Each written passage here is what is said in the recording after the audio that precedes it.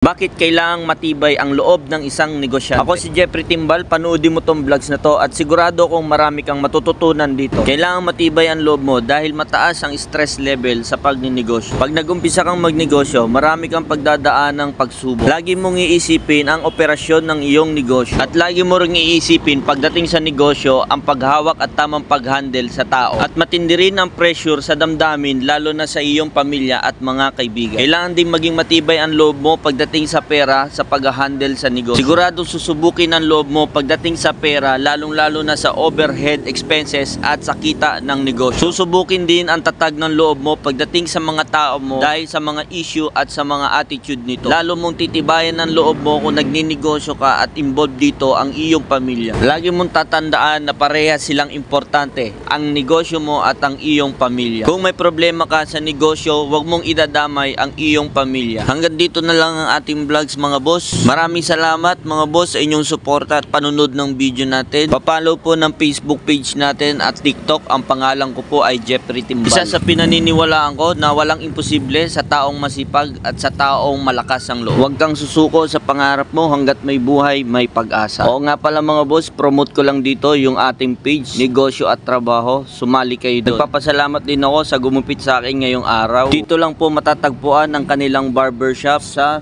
Gate 3. Professional ang kanilang mga barbershop at sigurado nyong mapagkakatiwalaan pagdating sa gupit. Shout out sa Marinas Barbershop, yan po ang kanilang pangalan. Hanggang dito na lang mga boss, hanggang sa muli, bye bye.